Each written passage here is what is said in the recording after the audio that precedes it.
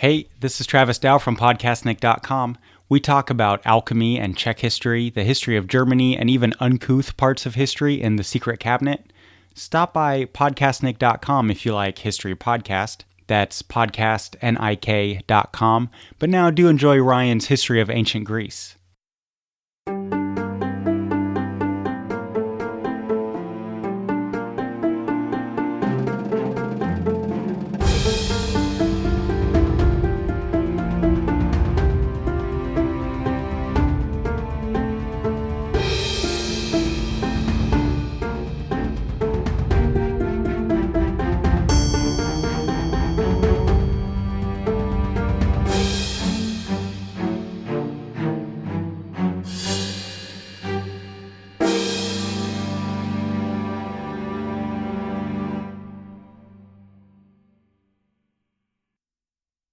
Hello, and welcome back to the History of Ancient Greece. Episode 62, Agricultural Festivals.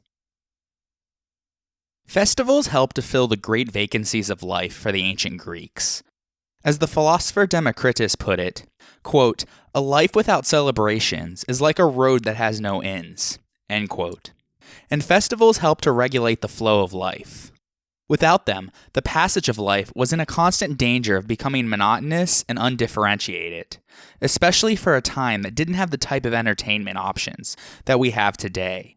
Because of this, festivals generally play only a minor part in the life of a community today, notwithstanding the importance of certain holidays.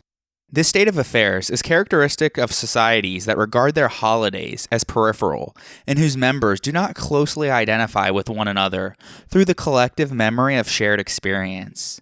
The Greeks, though, would not have understood how a society could function without a sense of shared experience that is reinforced at regular intervals throughout the year, and our lack of celebrations would have struck them as very strange. Moreover, because they did not divide the year into periods of 7 days, with an appointed period of rest at the end of each week, our weekends, festivals constitute the primary pretext for the recreation of the ancient Greeks. They also offer them an opportunity to express their common identity as citizens, tribesmen, and demesmen, and to reinforce their sense of an inherited, even sometimes invented, tradition. In Athens, for example, more than 60 days a year were devoted to state-sponsored festivals. Greek festivals took many forms. At the lower end of the scale were the deme festivals, and at the upper end were the civic festivals, in which the entire citizen body participated.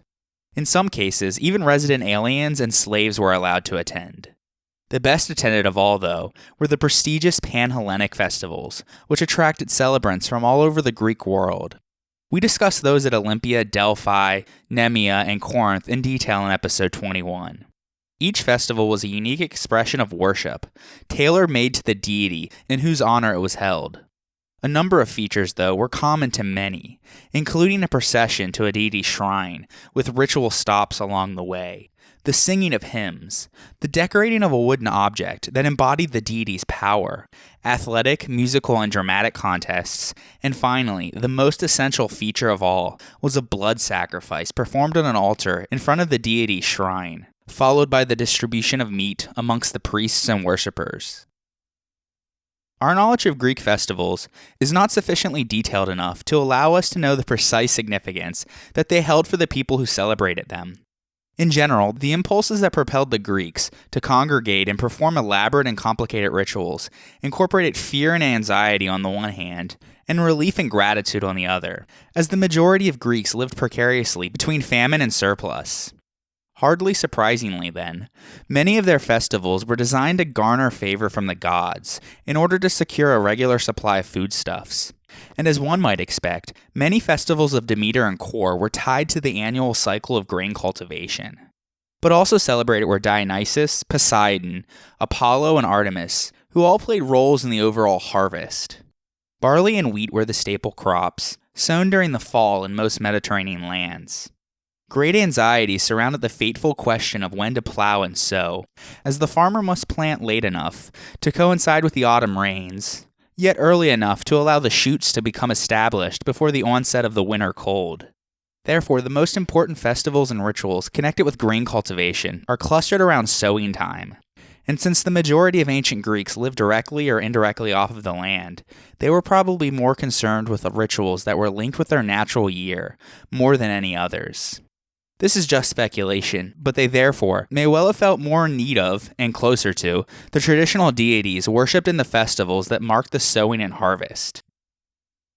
As usual, we are best informed about the festivals of the Attic calendar year. It is sometimes called simply the Greek calendar because of Athens' cultural importance, but it is only one of many ancient Greek calendars. It was used to regulate the internal affairs of the Athenians, and would have had little relevance to the outside world.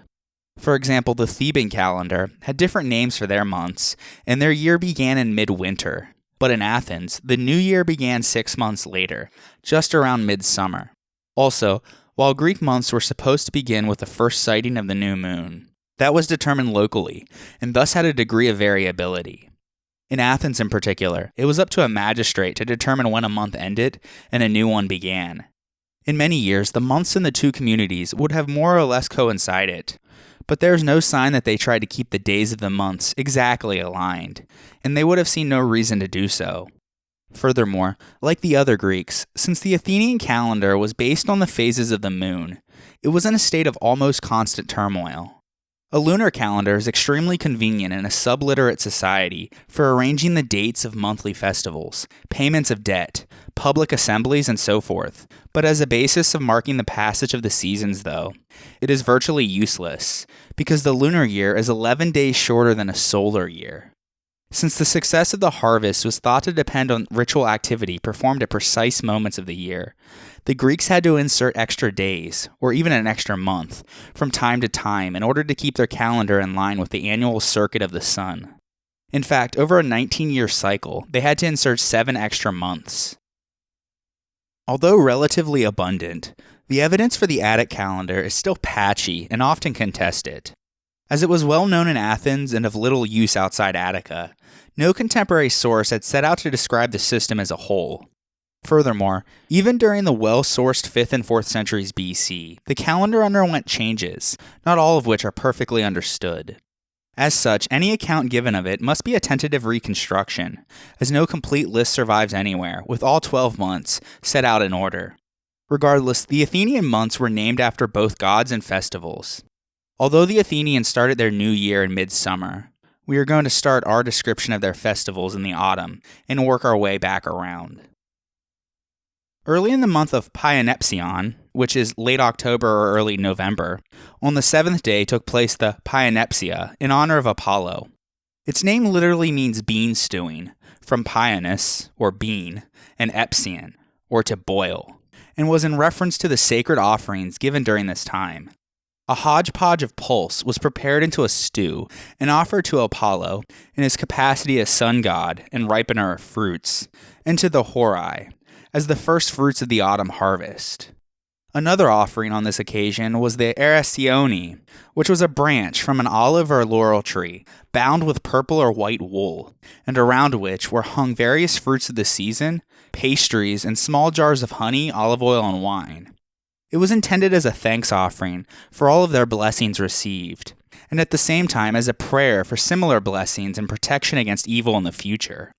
It was carried in procession by a boy whose parents were both still alive to the temple of Apollo, where it was suspended on the gate. The doors of all Athenian houses were later similarly adorned. The branch was allowed to hang for a year, when it was replaced by a new one at the following Panepsia, since by that time it was supposed to have lost its virtue. During the procession, a chant was sung, the text of which has been preserved by Plutarch in his Life of Theseus. Quote, Eresine carries figs and rich cakes, honey and oil in a jar to anoint the limbs, and pure wine, that she may be drunken and go to sleep. End quote. The semi-personification of Eresine embodies the spirit of vegetation in general, whose vivifying and fructifying influence is thus brought to bear upon the grain in particular. Another agricultural festival in the month of Panhellenic was the Thesmophoria, in honor of Dionysus, the god of the vine.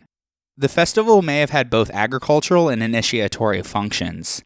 Amidst much singing of special songs, 2 young men dressed in women's clothes would bear branches laden with grape clusters, called oskoi, from Dionysus to the sanctuary of Athena Skyros, and a foot race followed in which select ephebes, or youths, competed. Plutarch in his Life of Theseus connects the festival and its rituals to the Athenian hero king Theseus, and specifically to his return from Crete. According to that myth, the Cretan princess Ariadne, whom Theseus had abandoned on the island of Naxos while voyaging home, was rescued by an admiring Dionysus, and so the Oskophoria may have honored Ariadne as well. Furthermore, during the month of Panepsion, there took place the Proorosia, or pre-plowing sacrifices, in the various Attic demes, including Eleusis. In conjunction with the Proorosia, there were at least 3 sacred plowings, one at Sciron, one in the Rarian plain of Eleusis, and one in Athens. The Thesmophoria, with its ritual preparation of the seed, followed soon after these were completed. Sanctuaries of Demeter and Kore tended to be scattered in neighborhoods rather than centralized civic centers, probably because they were used for local celebrations of the Thesmophoria, their most widespread festival, and one of the most popular of all Greek rites. The term thesmos means that which is laid down, meaning laws, rites, or revered customs. As the presiding deities, the 2 goddesses were called Thesmophoroi, or bringers of the divine law, because the introduction of grain cultivation was considered the origin of civilized life. Some scholars believe that the things laid down are to be understood in a much more literal sense, referring to the dead piglets deposited during the central rite of the festival. Still, the epithet unquestionably conveys the respect in which the goddesses were held, as do their other cultic titles of Megalathei, or great goddesses, and Hagnaithei, or pure goddesses. Regardless, the Thesmophoria was celebrated in order to promote fertility, both human and agricultural. The fact that the Thesmophoria was celebrated across the Greek world suggests that its origin dates back to before the Greek settlement of Ionia during the Dark Ages. It was restricted to adult women, though, and the rites practiced during the festival were kept secret, as men were forbidden to see or hear about what transpired. It is not certain whether all free women celebrated the Thesmophoria, or whether this was restricted only to aristocratic women. Whatever the cause was, slaves, prostitutes, non-citizens, and unmarried women appear not to have celebrated the festival. Literary evidence for the exclusion of males is plentiful. Herodotus tells how the Athenian general Miltiades attempted to enter a restricted building, the Megaron, in the sanctuary of Demeter and Kore on Paros, perhaps to meddle with the untouchable things there, and as a result of divine anger, was stricken with a fatal cause of gangrene, as we discussed in episode 36. Xenophon in his Hellenica says that the men of Thebes stayed away from the Cadmea while the women were performing the rites there, going so far as to hold a meeting of the Boule in the Agora, rather than its usual place on the Acropolis. However, dedications from men have often been found at these sites, so we know that they were only excluded from the festival, but not the sanctuary entirely. Demeter's sanctuaries were apparently used for a number of different observances throughout the year, only some of which involved ritual gender segregation. The most extensive sources on the Thesmophoria festival are a comment in a scholiast on Lucian's Dialogues of the Courtesans, which explain the festival, and Aristophanes' comedic play Thesmophoria Zooi, or The Women at the Thesmophoria, which parodies the festival. He draws a vivid picture of male suspicion and female revelry during the ritual, which he sets on the Pnyx, in the same meeting place used by the Athenian assembly. Excavation in this area uncovered a few terracottas and lamps consistent with the sanctuary of Demeter and Kore, but not enough material to confirm the existence of a Thesmophorion, though. He also mixes thesmophoric elements with elements from other Greek religious practices, especially the worship of Dionysus. So as with all of Aristophanes' plays, be cautious with his satire, but take this one with an even bigger grain of salt. Naturally, the best evidence for the Thesmophoria concerns its practice in Athens, but there is also information from elsewhere in the Greek world.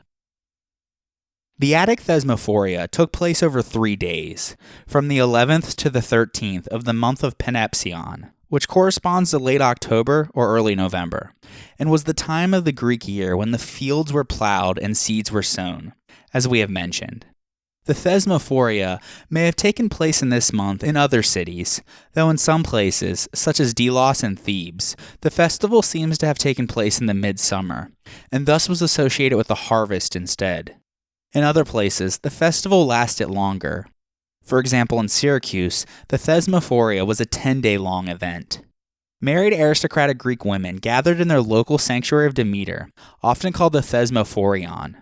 Although celebration of the festival was generally not centralized, one sanctuary might be more heavily frequented than the rest.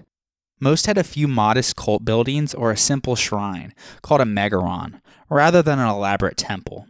But they are relatively easy to identify as sanctuaries of Demeter and Kore by the objects left behind, such as ceramic tableware, water jars, numerous lamps for the nocturnal parts of the rites, the remains of ritual meals, and terracottas of the goddesses or their adherents, often carrying a piglet.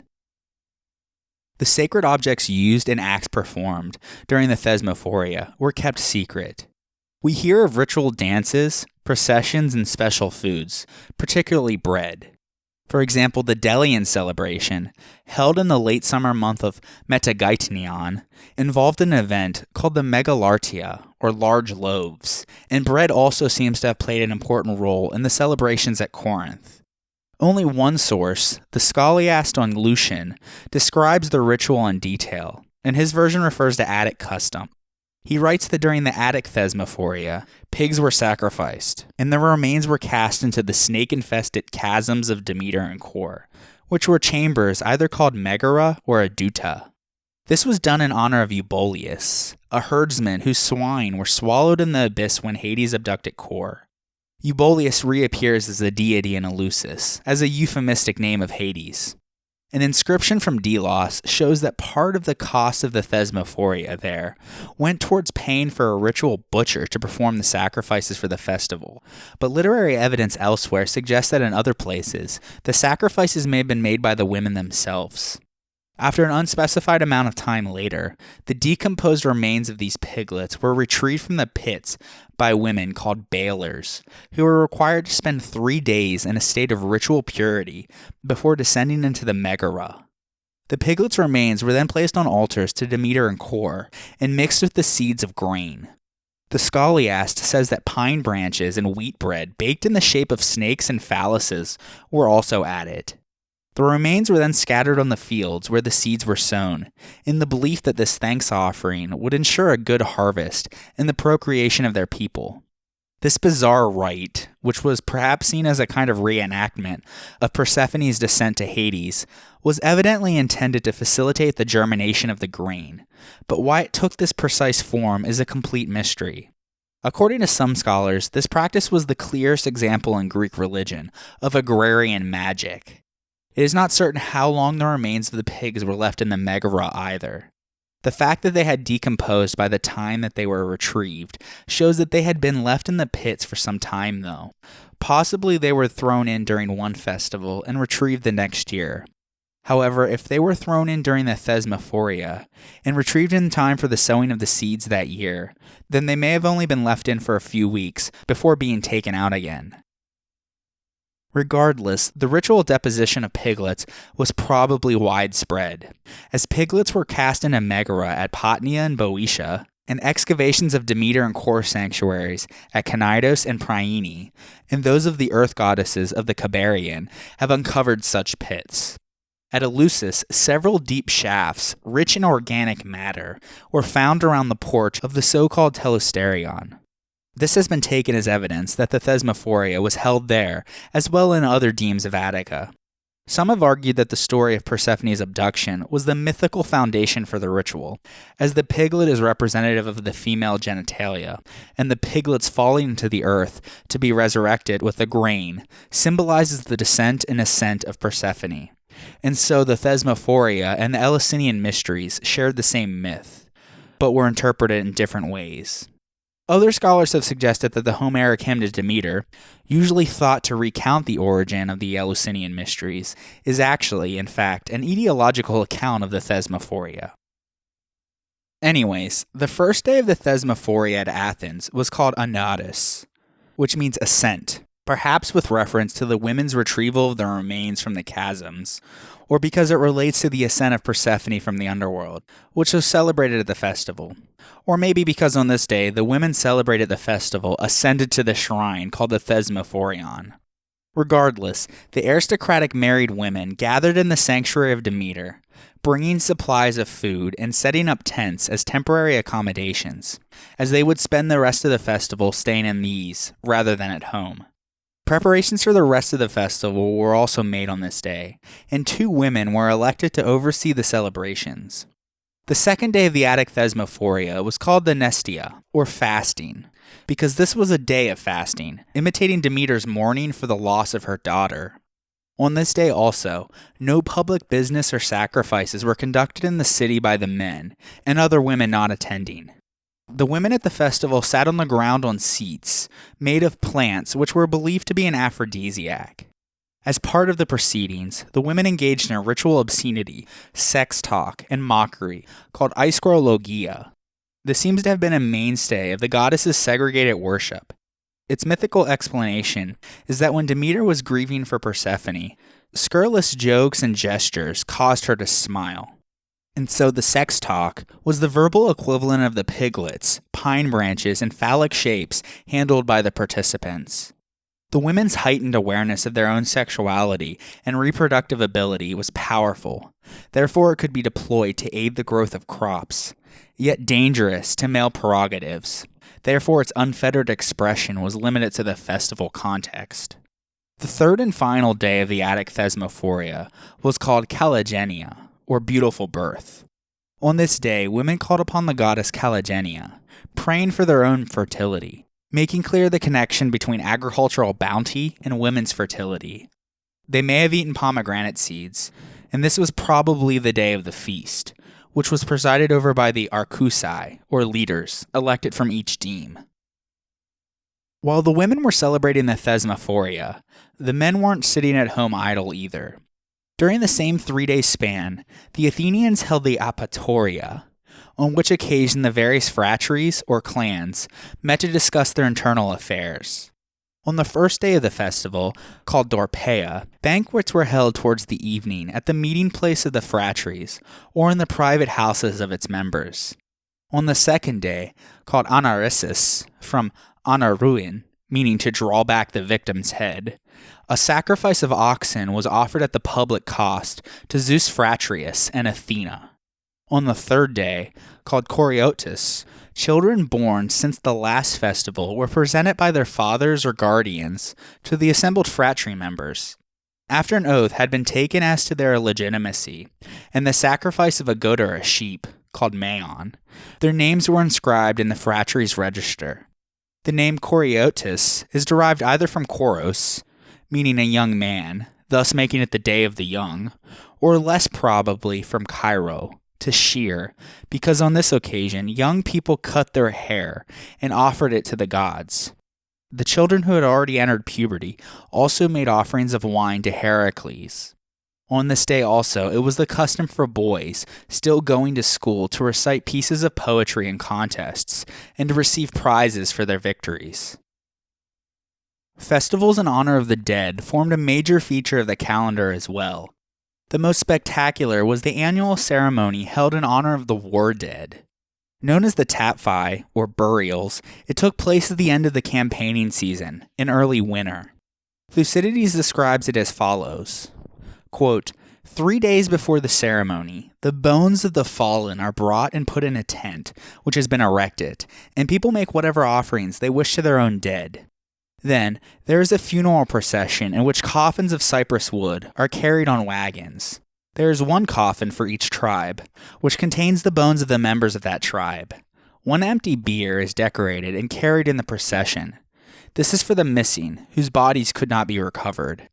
Everyone who wishes, both citizens and foreigners, can join the procession, and the women who are related to the dead make their laments at the tomb.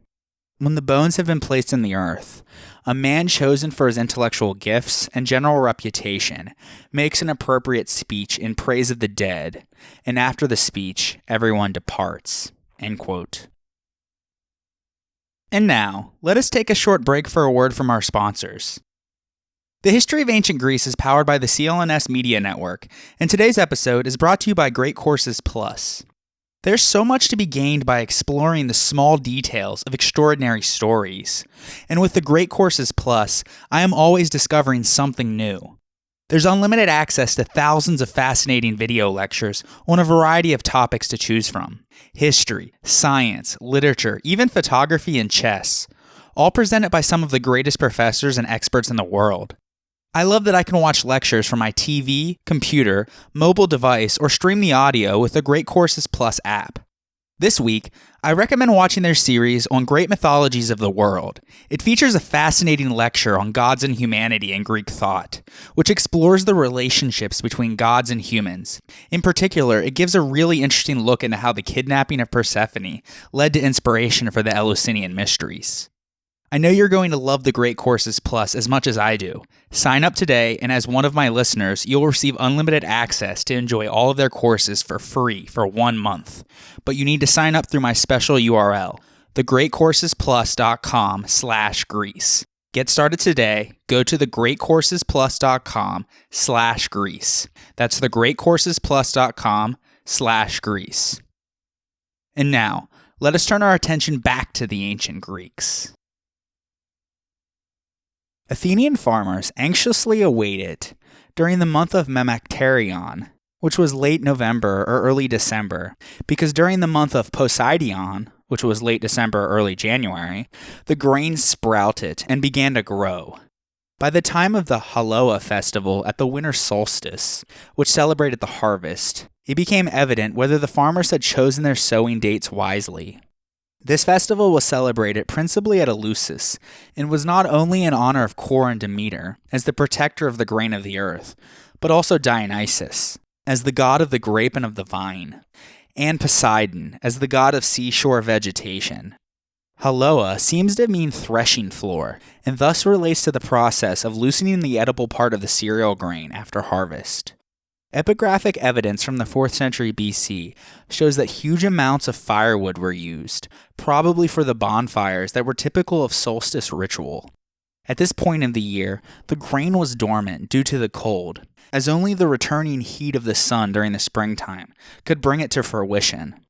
Ancient accounts of the Haloa are of a later tradition, confusing and thus ultimately lacking, but it appears that, like the Thesmophoria, all aristocratic women were expected to attend this event, and men were also excluded.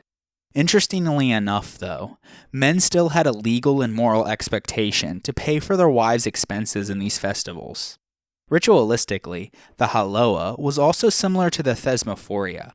Temporarily flouting the rules of behavior for respectable females, women who gathered at Eleusis consumed lots of wine, engaged in sexual banter, and ate pastries shaped like male and female genitalia. So like the Thesmophoria, there was lots of drunkenness and sexual symbols in abundance. Similarly, 3 festivals were celebrated over the winter months in honor of Dionysus. First was the Royal Dionysia, which also took place in the month of Poseidion, and was held in the various demes throughout the Attic countryside, as we discussed in episode 49.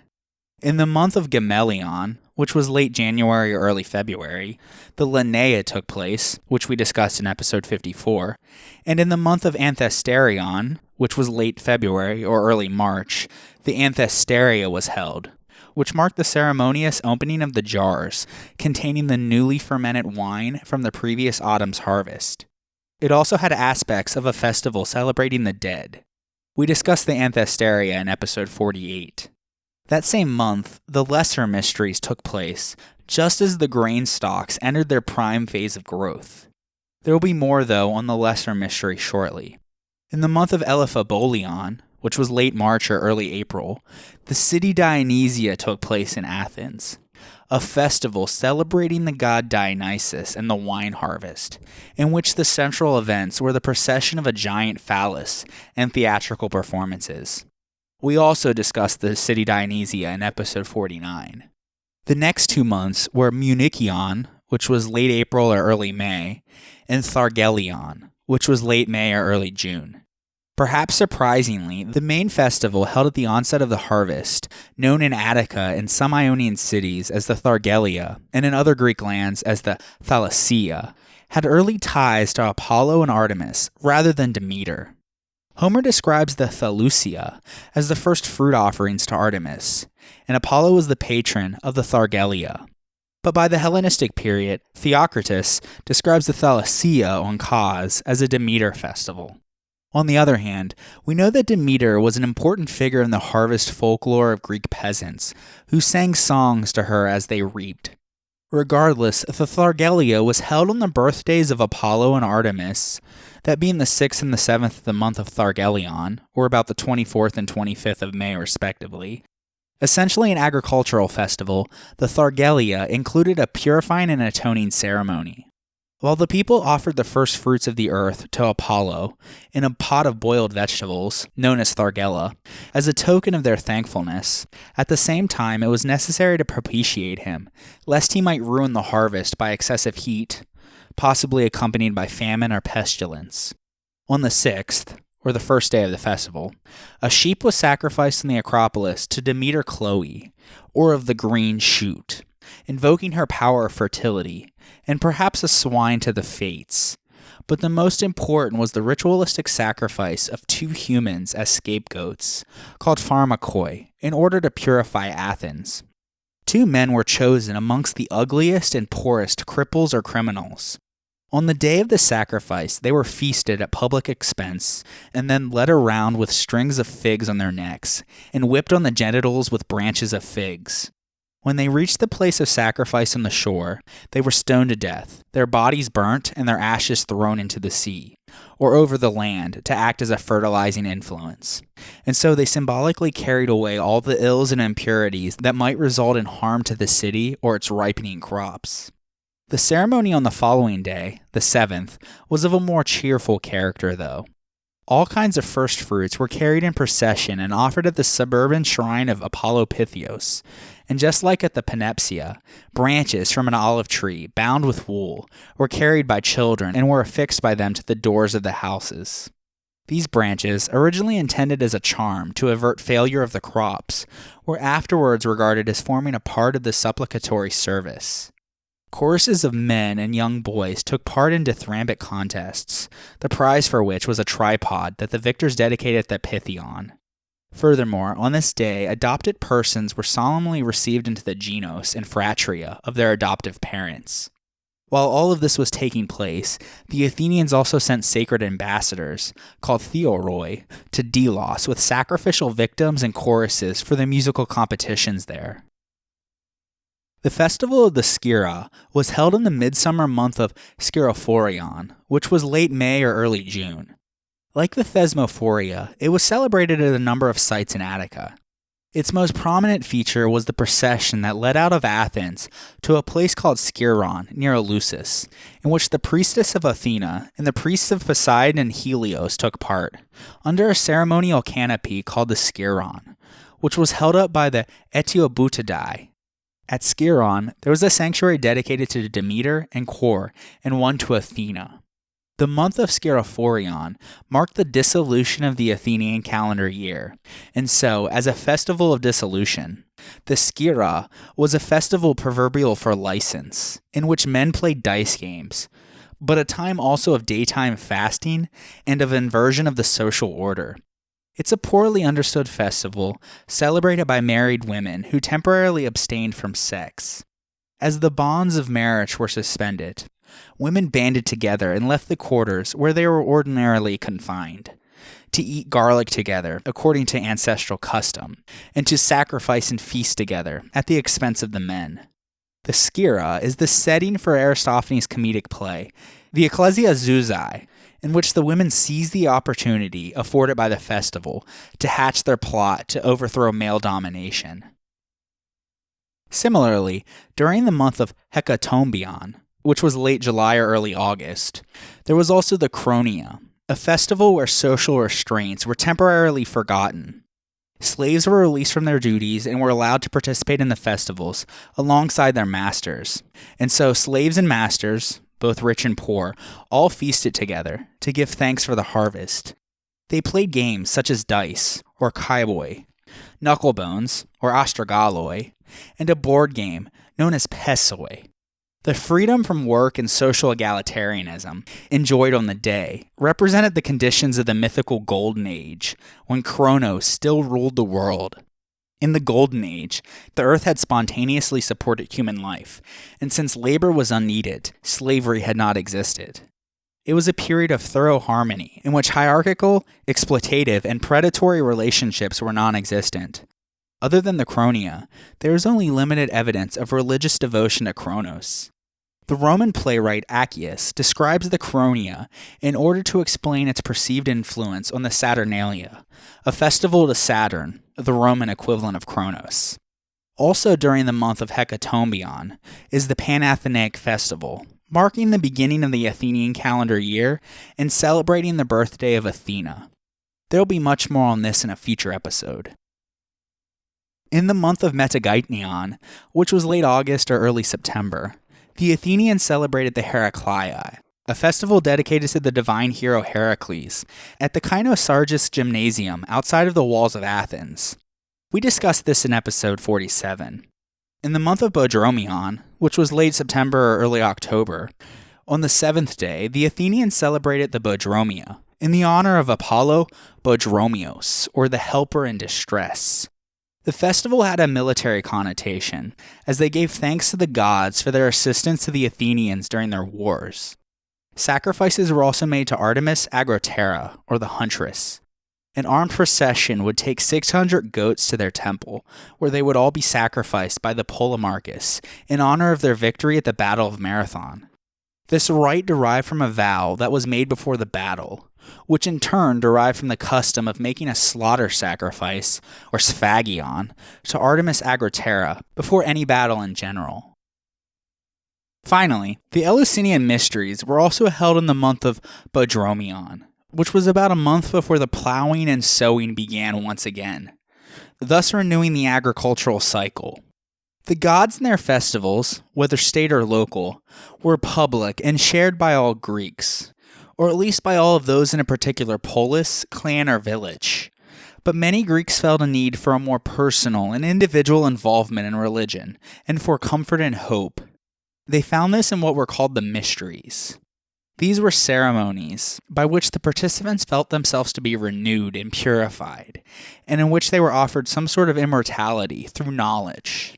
Moreover, in some cases, this promise seems to have depended on leading a good life, so that here, if nowhere else in Greek religion, morality was a necessary part of it. There were many different mysteries in the ancient Mediterranean world, and we discussed the Dionysian mysteries back in episode 55. But the Eleusinian Mysteria, or the Eleusinian Mysteries, were arguably the most famous of the secretive religious rites in ancient Greece. Findings at Eleusis suggest that their basis was an old agrarian cult, and there is some evidence that they may have derived from the religious practices of the Mycenaean period. The name of Eleusis itself is pre-Greek and may be related to the name of the goddess Eleuthia, though this is by no means the consensus view by scholars. Also, the mystery cult must have began as a local rite, open only to the people living nearby, but it gradually accommodated ever larger numbers, as it became popular in the Greek-speaking world at some point during the late 7th century BC. And for almost 1,000 years, people traveled to the small town of Eleusis in Attica in order to experience something profound, something that soothed their fears and gave them a hope for life after death. A hope that enhanced the lives immeasurably of those who were initiated. According to Plato, quote, "The ultimate design of the mysteries was to lead us back to the principles from which we descended, a perfect enjoyment of spiritual good." End quote. The initiates were known as mystes, which suggests that these people kept their mouths shut about the things that they saw within the sanctuary, since many words starting with my or mu have to do with silence. And so we don't know fully what happened, only what took place up until they entered the temple. Still though, a surprising amount is known from archaeological investigation. The later assertions of hostile Christian fathers, which you naturally should read with caution, and other scattered bits of information. Furthermore, the Eleusinian Mysteries had an important public component that was visible to everyone, and contemporary sources addressing this aspect of the rites, including inscriptions and vase paintings, are numerous. In spite of the plentiful data, or perhaps because of it, many scholarly controversies surround the Eleusinian Mysteries. For example, when was the Eleusinian cult incorporated into Athenian religion? Was it from the beginning, or not until the 6th century BC, when the tyrant Pisistratus of Athens helped the Eleusinian Mysteries achieve Panhellenic status? What was the relationship between the cult and the Homeric hymn to Demeter, and to what extent does the hymn reflect an Eleusinian perspective? Finally, what is the significance of the Mycenaean remains found in the sanctuary? And do they point to continuity of the cult from the Bronze Age? Well, the early Mycenaean Megaron, which was located underneath the later temple of Demeter, called the Telesterion, was distinguished from nearby houses by its stepped porch and the remains of frescoes within. Also, Mycenaean figurines were found in the vicinity, yet its function is not clearly established. It may have served as an elite residence, a cult building, or both. A curved geometric period wall outside the Megaron could be either the remains of an archaic temple of Demeter, or a retaining wall added to the still-standing Bronze Age structure. In any case, the earliest unequivocal evidence of the cult at Eleusis is the massive 8th century BC terrace and a wall enclosing the whole area, with a sacrificial pyre full of broken figurines, pottery, and ashes at the entrance. The site of Eleusis lies at the edge of the Thriacian plain, which was known as the breadbasket of Attica, and so it was bound to be of interest to the emerging Athenian polis.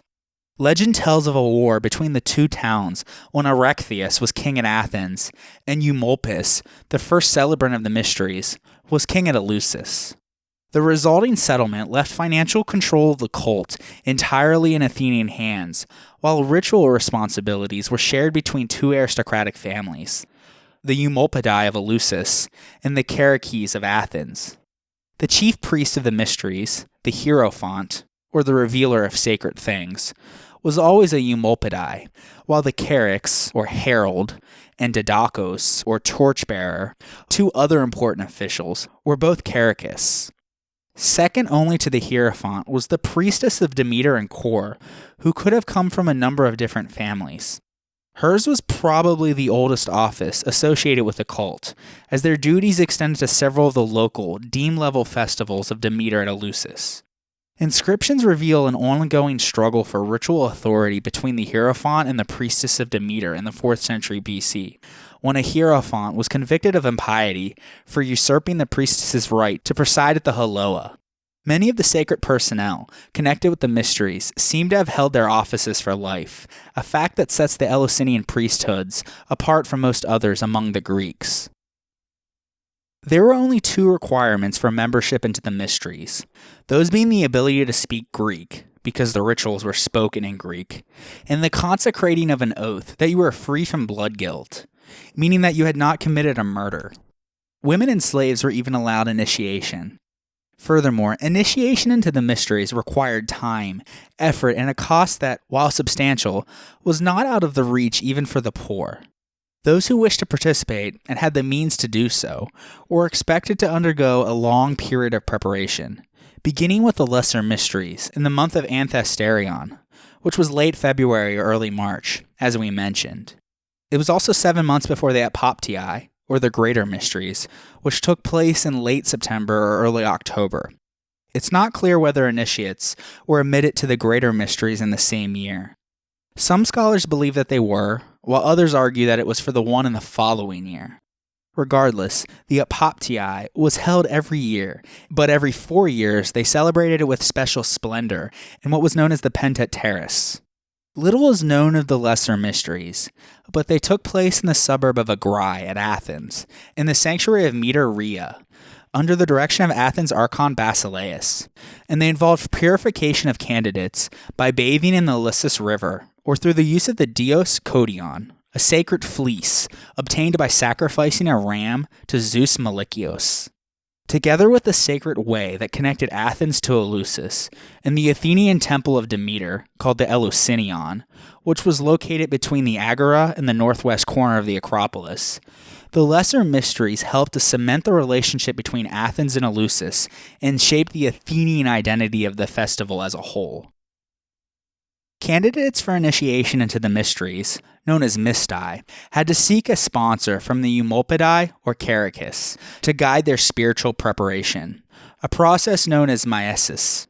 On the 13th and 14th of the month of Bodromion, which was late September or early October, the Hiera, or sacred objects, were brought in procession from Eleusis to the Athenian Eleusinian, and their safe arrival was announced to the priestess of Athena on the Acropolis.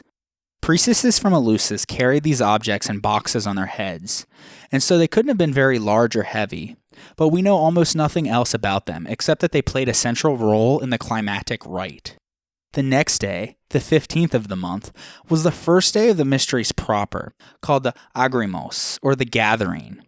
All prospective initiates assembled in the Agora for a formal proclamation of the start of the rites, called Proesis, by the Hierophant and the Didocus.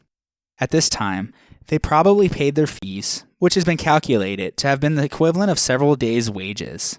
The 16th of Bodromion was a day of purification. Directed by the heralds, the prospective initiates brought piglets to Phaleron or Piraeus, where they bathed in the sea and washed the animals, because pigs were dirty animals and needed to be purified. Each initiate then sacrificed the piglet on his or her own behalf. The underworld deities loved the pig. Not only were they fertile, as they had many births at one time, but they were very bloody. While smoke rose to the gods in the heavens, the blood sunk into the ground to the gods in the underworld. Anyways, participants were now officially initiates, or Mysti, deemed worthy of witnessing the greater mysteries at Eleusis. The next day, the 17th, was allotted for major state sacrifices, and on the 18th took place the Epi Daria, a festival within a festival, if you will, that celebrated the introduction at Athens of the cult of Asclepius and his daughter Hygeia, which first occurred in 420 BC. It was named after his main sanctuary at Epidaros. The purified Mysti stayed at home and did not participate, though, so as to not pollute themselves once again, while the rest of the Athenians held a great sacrifice and took part in an all-night feast called the Panakis. The 19th brought the great Pompeii, or procession, and the escort of the Hiera back to the sanctuary of Demeter and Kore at Eleusis, which is roughly about 15 miles or 22 kilometers from the Kerameikos, along what was called the Hiera Hodos, or Sacred Way. The Mysti followed the path through the Attic countryside, over Mount Agellius, to Eleusis. They set out in a merry mood, wearing garlands of myrtle and carrying bunches of twigs, or bundles of provisions attached to the end of sticks, called bakoi. During the procession, there was much iambic behavior, similar to what Iambi did to cheer up Demeter, including lots of laughter, verbal abuse, sexual behavior, and rock throwing. Naturally, then, they believed that they were being led by Iolcus, the god who personified the ritual cry, Iake. Because of the boisterous tone of the procession and the similarity between the names Iolcus and Bacchus, the former began to be associated with Dionysus. Yet he was a distinct Eleusinian deity, as we discussed in episode 55. When they arrived at the outer court of the sanctuary, they came upon temples dedicated to Artemis Propylaea, or before the gateway, and the Eleusinian patron deity Poseidon. Foundations of these temples can still be seen today. The Mysti then spent the rest of the evening celebrating the reception of Iolcus and singing and dancing at the well called Calla Jenia, or the place of the beautiful dances. This was the supposed well where the two daughters found Demeter, when she rested as she searched for her daughter Persephone. The well received its name because special dances were performed there at this time by maidens from Eleusis. Also, a large wellhead was first built there in the 6th century BC, during the time of the Athenian tyrant Pisistratus. Perhaps this was also the day when the kernoi, or special offering trays equipped with cups of various seeds and grains, were presented to the goddess. The next day, the 20th, saw the offering of the Pelenus, a massive cake of barley and wheat that was harvested from the sacred Ararian plain, and other sacrifices from the first fruit offerings, called a parkai, were tithed to Demeter and Kore. The Mysti, meanwhile, fasted, and finally broke their fast with the consumption of kykeon. For the longest time, we understood that kykeon was a form of beer, with fermented barley and an aromatic herb called pennyroyal. And it may have been just that, but at least when consumed during this ritual, there seems to have been a special ingredient added. Chemical analysis has recently been performed on sealed jars found in the telesterion that shows that the kykeon was infected with a fungus called ergot, the primary ingredient for the drug LSD. So there no doubt was a great high in the crowd during these rituals. Regardless, these actions, and others to follow, imitated the activities of Demeter when her daughter had disappeared. Demeter's fasting and drinking of kykeon is recorded in the Homeric hymn to Demeter, which we discussed last episode. That evening and into the following day, the 20th, took place the secretive parts of the ritual when the Mysti were admitted into the confines of the sanctuary proper. This was situated on the southwestern slope of the Eleusinian Acropolis and had two main components. First was the rocky cliff containing a cave that served as a cult place for Theos, or god, and Thea, or goddess, the Eleusinian titles for Pluton and Persephone respectively, in their roles as the king and queen of the dead. The area of the cave recalls the imagery of the entrance to the underworld, which was associated with the abduction of Persephone by Pluton, or Hades. A small shrine of Pluton and Persephone, called the Plutonion, was originally built in the 6th century BC, also by Pisistratus, but it was remodeled in the 4th century BC. Only the foundations remain, though. Along with them was also worshipped a deity or hero named Euboleus, whose role was similar to that of Hermes in the Homeric hymn to Demeter. He is shown on vase paintings holding torches in the presence of Theos and Thea, ready to guide the goddess back to the upper world for a reunion with her grieving mother. The Agalastus Petros, or Mirthless Rock, where Demeter is supposed to have sat mourning the loss of her daughter, was probably also in this rocky area. Passing by the cave with its small shrine, the Mysti would have followed a path up to the principal structure, a large hippo-style initiation hall, known to scholars as the telosterion, from the Greek word teleo, meaning to complete or to consecrate. That's a modern term for it, though, as the ancient Greeks simply called it either the neos, meaning the temple, or the anaktoron, meaning the Lord's Hall. Starting in the late 7th or early 6th centuries BC, a succession of ever larger temples was built over the old Mycenaean Megaron, each one containing an inner room whose position was kept constant throughout. In fact, there would be 10 different building phases in its history. As we mentioned in episode 39, it was destroyed by the Persians during their second invasion of Attica, when the Athenians withdrew to Salamis for the second time. In fact, standing in the sanctuary, one could look directly into the Straits of Salamis, where the battle was fought and won. Anyways, the temple would then be rebuilt even larger during the Periclean building program. The design of this temple differs dramatically from those of other gods, because unlike most Greek temples, it was designed to hold a large number of people, estimated up to 7,000, and includes seating around the walls so that it was enclosed completely. According to Plutarch, the building had lots of columns, which signifies that it was very low, and since the building had no windows and was lit by torches, the rituals would have been very smoky, giving an eerie feeling. Information about the actual telete, or mystery rites, becomes foggy at this point, as the sources give us only a glimpse of what took place inside the telesterion. The ancient texts containing scholia on the mysteries are of an encomiastic nature and reveal that the initiates underwent a transcendental experience. According to Clement of Alexandria, a 2nd century AD church father, before the Mysti could enter the telosterion, they would recite, quote, "I have fasted, I have drunk the kykeon, I have taken from the kiste, or box, and after working it I have taken it back to the kalathos, or lidded basket," end quote. According to Aristotle, the rites inside the telosteria comprise 3 elements: dromena, or things done, deichnomena, or things shown, and legomena, or things said. In regards to the first part, the things done, we know the place was plunged into the darkness, and some sort of dramatic reenactment of Demeter and Persephone took place, because people on the outside could hear the play happening.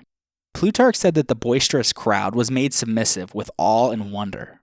Certainly, the initiates were guided on an emotional path from confusion and grief to confidence and joy, and this progression seems to have corresponded to the events in a ritual drama depicting Persephone's return from the underworld and a reunion with her mother Demeter. In regards to the second part, the things shown, we also know that at a critical moment, the Hierophant appeared from the inner room in a blaze of torchlight, causing the whole place to light up, in order to display the Hiera, or sacred objects, to the amazed onlookers. These sacred objects were the kiste, or box, and a kalathos, or lidded basket. Only initiates knew what they contained, though. They might have been golden replicas of grain stalks, or may have been sexual in nature, like casts of body parts. A grain of wheat, unless it falls to the earth and remains, and thus dies, will bear much fruit when it spreads its seed, and Demeter causes more life to come from it, thus a symbol of life, death, and resurrection. Regardless, whatever was inside of them was then removed, and they no doubt had some sort of a lesson attached to them, which is the third and final part, the things said. The combination of these three elements were known as the apareta, or unrepeatables, and the penalty for divulging them was death, which is why we know almost nothing about what transpired there. At any rate, the initiates felt themselves joined with the processes of the universe and were promised life in the hereafter. The promise is vague, though, saying, quote, "Blessed is he, whoever of men upon the earth has seen these things, but whoever is uninitiated in these rites, he has a different fate down in the murky darkness when he is dead." End quote. Regardless, whatever it was enough to make Eleusis one of the greatest centers of Greek religion. The whole purpose of this celebration was for the priests to manipulate their emotions and pass on information to them of the mysterious nature of life and death, that it's necessary and not final. Maybe there was some sort of reincarnation. Anyways, those who had experienced the mysteries in a previous year were permitted to remain in the telesterion for a further revelation. Such individuals were called epoptai, or those who have seen.